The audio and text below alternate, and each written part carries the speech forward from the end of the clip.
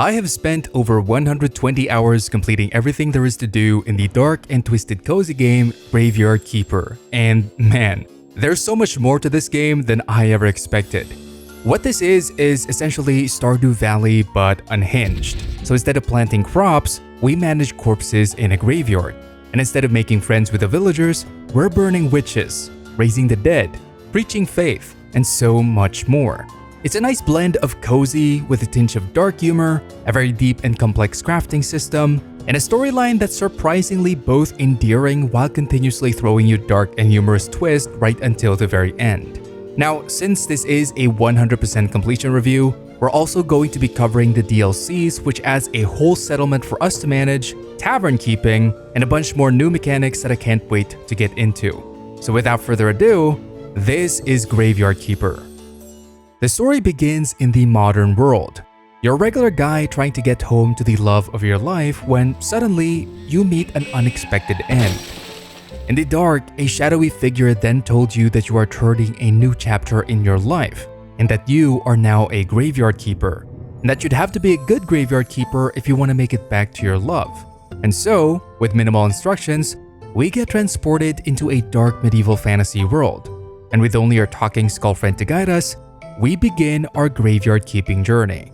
Now, before I dive into the mechanics of the game, I'd like to first share with you my initial thoughts during my first few hours, because this game really doesn't like to hold your hand, and a lot of people do end up facing a certain early game barrier. After the game teaches us how the basic mechanics work, like picking up a corpse, performing an autopsy, all of that good graveyard keeping stuff, one of the earliest objectives we get from the local bishop is to repair the graveyard. But the thing is, aside from teaching us how to dig a grave, we're pretty much left to our own devices when it comes to the whole repair thing. And this is within 30 minutes of starting the game. Specifically, I needed to get the graveyard quality to +5, and it sat at -30. Aside from a little tutorial slide that said bury good corpse, throw bad corpse, it doesn't really go beyond that explanation. And the same goes for crafting. Here's a crafting tutorial slide. What am I going to use it for? Don't know, but here's 7 sections of whole tech trees that the game really just leaves us to figure out on our own. Not to mention the 3 different colors of skill points adding even more complexity, but we'll get into it later. For some people who enjoy the challenge of figuring things out, doing trial and error, and generally just like exploring new systems on their own, this is the ultimate freedom. You can do whatever you want, whenever you want, and explore aspects of the game you find interesting at your own leisure. But for others, those who prefer more guidance, or maybe those who just wanted a quick game to get into in their 1 to 2 hour window after coming home from work, this is where things can get a little bit overwhelming. I remember having a distinct feeling of being lost in my early hours. And while that went away once I started engaging with the various systems and saw how they intertwine together, I can see this being a barrier to newer players who maybe don't have the patience or time to go through those initial hours. And that would be a shame, which is why I wanted to preface this review by getting this part out of the way, because there is a slight learning curve before you get into the groove of things. However, if you do, oh boy, you're in for one of the deepest, most satisfying systems in the genre.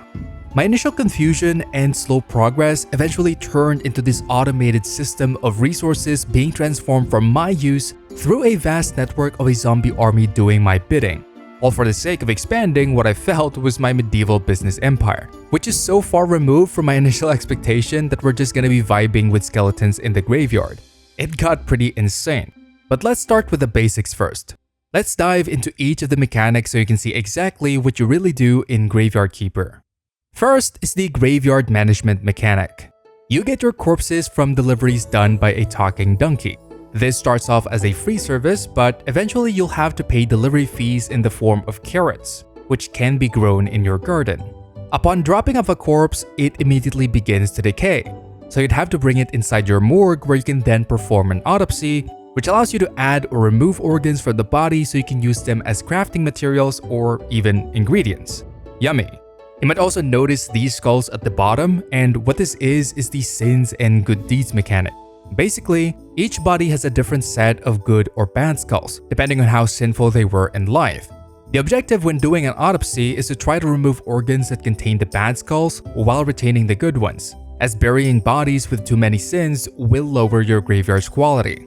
And you gotta be careful because whenever you perform an autopsy, there's a chance of permanently damaging the body by accidentally butchering an organ, which adds some risk to getting the most well-preserved bodies for burial in the graveyard. But once you're done and you've got a good corpse, you can then dig up a grave, place the body down, cover it up, and finally, you're done.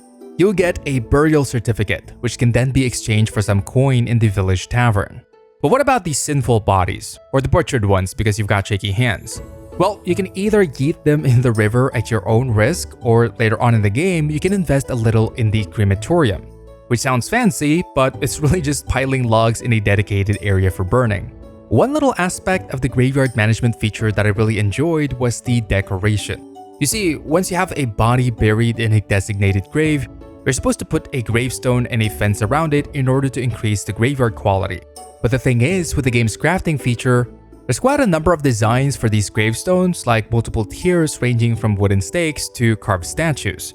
Not to mention actual decoration pieces like the flower beds and lanterns that add ambiance to your little oasis of the dead. If on top of the slight macabre, you also happen to enjoy decorating your own little graveyard space, then this feature will be something you'll spend hours on. However, since the creation of these essential decorations is locked deep within the tech tree, it's only natural we move on to the core of the progression system, crafting. But before we continue, I'd like to thank today's sponsor, GAMIVO.com. As gamers in today's economy, I know that a lot of us are struggling a little bit with the rising prices of literally everything. But thankfully, for games at least, GAMIVO has us covered. GAMIVO has a giant catalog of discounted games for all the major platforms, and most importantly, for you viewers of the channel, you'll get an exclusive 5% discount code if you take advantage through the link down below. Just click the link in the description or the comment section of this video, pick any game you want, and on the checkout page, make sure to type in code Kaganath to get 5% off of your order. You get cheaper games and you also support the channel. Very cool. In addition, if you want exclusive daily or monthly discounts and VIP access to a 24/7 live chat with our support team, go ahead and sign up for GAMIVO Smart. It comes with everything I mentioned, plus pre-order priority and a free customer protection program. All of that for only about $1 a month. They're also verified in Trustpilot, having amazing reviews so you know that your purchases are protected. So if you want to get your favorite games at discounted prices and support this channel at the same time, head on over there with the link down below and make sure not to miss out on the 5% discount with code Kaganath. Let's get back to the video. Crafting in this game, to keep it in simple terms, is freaking massive. First of all, there are 7 main categories like anatomy, theology, building, and gardening, just to name a few, each containing multiple branches of unlockable mechanics that all kind of intertwine in a manner that's both organic and overwhelmingly confusing at the same time. It starts off pretty simple. Like most cozy games, in the beginning you do a lot of basic gathering. Using tools like the axe and the pickaxe, you chop wood, mine stone, and bring those back to your house as base materials. The game then teaches you how to build basic processing stations like stone cutters, furnaces, and chopping spots, which are used to turn a base log into something like flitch, firewood, or planks, which will then be used to craft the items you need. But here's where the game starts to give you a taste of its complexity. The thing is, every single unlock in this gigantic tech tree costs skill points in one of 3 colors: red, green, or blue. Red points are the easiest, earned mainly through physical labor like cutting wood or stone. Green points are earned through working with nature like gardening and farming. And blue points are the rarest, earned through alchemy, research, or studying. Why is this relevant? Well, Graveyard Keeper likes to do this thing when you're in the middle of crafting something simple, like a repair kit, and then it hits you with material requirements that force you through a whole adventure and multiple other tech trees. Let's use the repair kit as an example. Let's say you're trying to craft wood repair kits for the graveyard fences so you can reach graveyard quality 30, which is one of the requirements for a certain early game quest. To do this, you need a carpenter's workbench to make the kit. How do you make that? You need flitch and some iron parts. But where do you get iron parts? From the anvil, which needs to be crafted with an iron ingot, which you get by refining iron ore in the furnace. By the end of it, you've invested a lot of multicolored skill points into the smithing and building categories, just so you can get one ingredient needed to repair a simple wooden fence. This constant back and forth between the various mechanics of the game unlocked through the tech tree is the essence of the grind in Graveyard Keeper. You can't progress in one area without investing in 3 others, which forces you to constantly engage with every system the game has to offer, albeit at your own pace. This design is why the initial hours feel overwhelming, but also why later on, the depth and the automation of the whole system turns it into one of my most favorite crafting systems in the genre. But okay, the game has a great crafting system and a very large tech tree. What other mechanics do we actually engage in? Well, there's a whole separate church management feature that you're going to be engaging in alongside the graveyard. How this works is that once you've accomplished certain quests and prerequisites, you'll be able to unlock the church beside your graveyard. And this brings with it a whole new crafting area, access to the interconnected underground, and every prayer day you get to host a sermon. Sermons gather the followers of this world's religion, and using prayers which can either be bought or crafted, you preach to them and gain both coin donation as well as a new currency called faith. This faith currency is used for certain quests, high-level crafting materials for things like high-tier gravestones, research, jewelry, and carved statues. But most importantly, you need 10 of these each time you want to resurrect a corpse for your zombie automation army. Although, to start with, I was only getting about 1 to 3 faiths per week, so it's gonna take a while before that army really kicks into gear.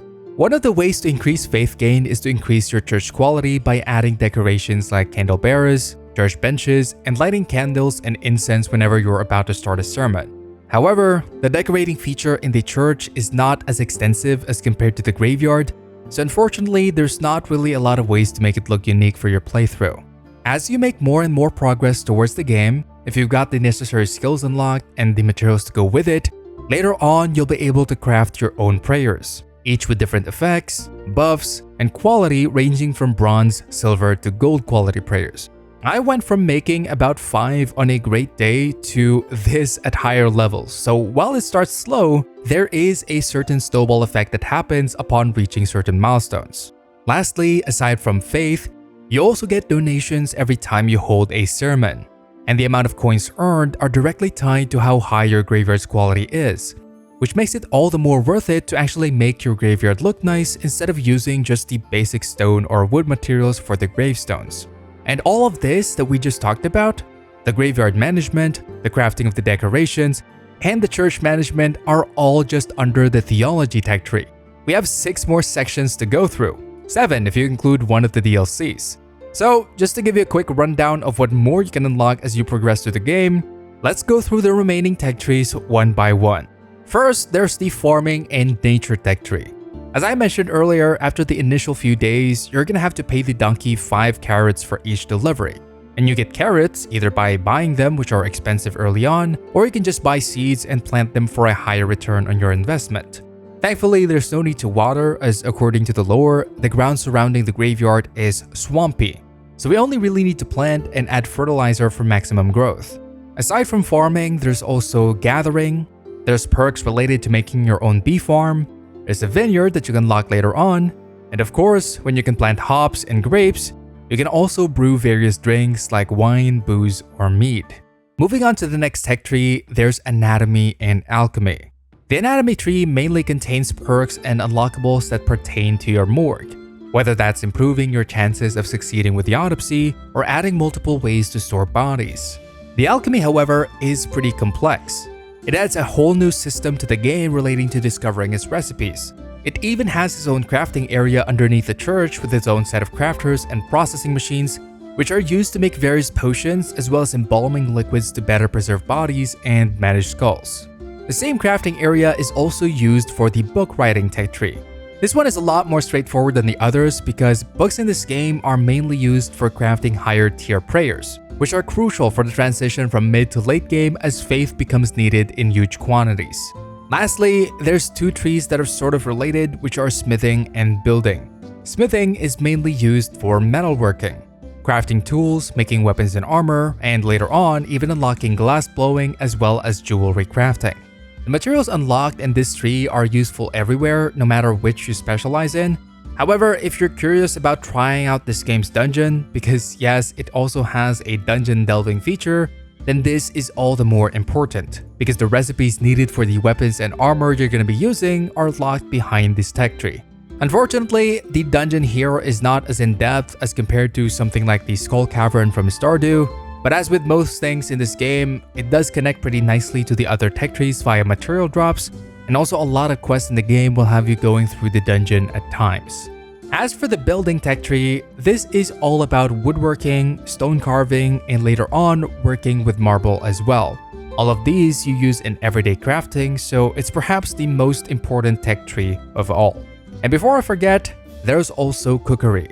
It has its own section in the tech tree, but it's actually not a tech tree as the ingredients here are unlocked either through quest, increasing relationships with the villagers, or buying them from shops. But nonetheless, cooking is a pretty important aspect, especially if you have one of the DLCs, which I'll talk about later. I'll include fishing in this section as well, just because it doesn't really have its own tech tree, and most of the fish you get end up on a pan anyway. To unlock this, you'll have to progress the quest until you meet the lighthouse keeper and you get your very first rod. As for the mechanic itself, there are designated fishing spots, various baits like moths and maggots, and fishes that can only be reeled in on specific times of day, with different types of bait, and for some specific fishes, even certain types of rod. The minigame itself though works exactly the same as Stardew, just a little bit clunkier.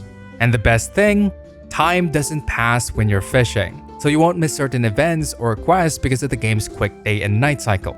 And that's everything that you can do. As you can see, it's a very grindy game, but that's exactly the reason why people love it. Yes, there's a lot of things to do, and every little improvement that you want to make requires a lot of effort. But since the game doesn't set any deadlines for you, the simple fact that there's no time stress turns the grind, at least for me, into one of the most relaxing parts of my day. Though that doesn't mean that there's no option to improve it. In fact, since the game has a very complex system, it's all the more satisfying once you're able to completely automate it. And so, let's move on to zombie automation. By combining certain ingredients through alchemy, you'll be able to make what is called a zombie juice. And as long as you have a body that's over 90% when it comes to decay, you can place it on a resurrection table. Combine the zombie juice with a little bit of faith, and you can bring any corpse back to life as zombie helpers. And these zombie helpers can literally help you with almost anything. You can place them on crafters, where you can set them up to craft materials infinitely as long as materials are in a nearby chest. You can set up quarries or sawmills and have them collect basic materials like wood or stone, and then you can have a separate zombie act as porters, which delivers these materials straight to your base. The potential is endless. Although, as I said, this Army of the Dead does take a while to ramp up because faith in the early game is scarce, but over time, you will get to a point where raising these zombies up is a non-issue. And if you optimize the bodies before turning them into zombies by perfecting the autopsy, which actually increases the zombies' efficiency based on how many good skulls they have, the whole system goes into overdrive. To give you an example, for my setup, I have zombies gathering all basic materials for me. Stone and marble quarries are set up, I've got a huge sawmill in the forest, and then multiple porters for fast transport to ensure that anytime I need materials, I have them available. When it comes to gardening, I have zombie farms that infinitely grow food for me. And because of a quest, which I won't spoil but did allow me to start a business, I can crate up these vegetables, send them underground where another zombie porter transports my goods into a warehouse to be sold, making me passive income every single week. My vineyard is the same. I've got zombies working 24/7, growing grapes and hops. And underground, I've got automatic brewers and winemakers. And the best thing is that you can do this for the majority of systems in the game. The only caveat of this feature is that this is a DLC. And while it does come for free as part of the base game if you're playing on the PC version, if you're playing on console, unless you bought it as a bundle, then you'll have to get it separately as the Breaking Dead DLC, which is a bummer because at this point, it really should just be part of the base experience with how well it integrates into the core gameplay of Graveyard Keeper. Now, there's one last thing we've yet to discuss. You do all of this grinding, you set up the systems, you upgrade your graveyard, and you make money. But for what? What is the reason for all of this work? For that, we'll have to go back to the story. Don't worry, there are no spoilers in this section as I want you all to experience it for yourself. The way the story is structured in this game is actually quite unique. First, the game sets up a very large goal right from the get-go, which is getting home to our love in the old world. Then, as you make progress, it sets up quests that act as essential milestones towards that main goal. Like the example we talked about earlier, repairing the graveyard. What this does is that it naturally guides you towards the next major milestone without ever feeling like you're doing something for no reason at all, which is a common problem in a lot of quest-driven games. Every little task you do, across every single tech tree, feels like progress made towards something, whether that's the graveyard, the church, a particular quest, or ultimately, going back home. Now, beyond that structure, the village and the NPCs are another hidden strength of the game. The village itself is the hub where things happen. It's where you buy seeds, materials, and sell your burial certificates or produce to make money.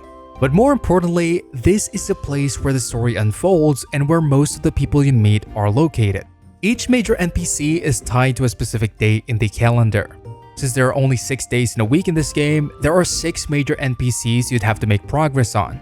Each of these characters are well written, and they are often flawed, manipulative, or hiding dark secrets that will force you into morally gray situations. And because of this, story arcs are engaging and surprisingly became a major highlight for me. I came in expecting this game to lean mostly on the deep and complex systems we've discussed and what the game is known for.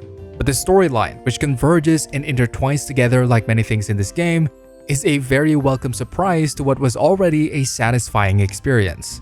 Some quests can pull at your heartstrings, some reveal massive revelations to the dark mysteries of the world, and some are filled with unexpected twists and turns.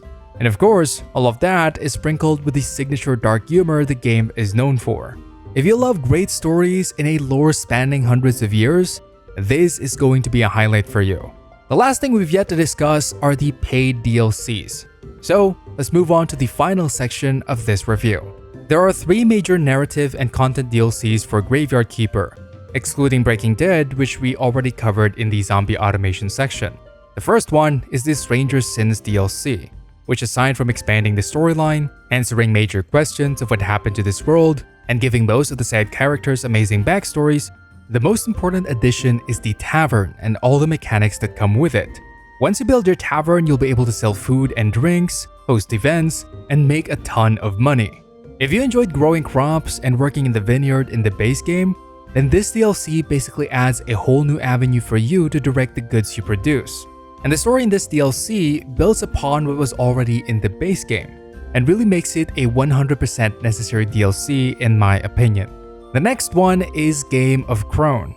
This is the DLC that you want if you want to maximize your efficiency as well as unlock some really good quality of life options. The story of this DLC is about you helping refugees running away from the Inquisition.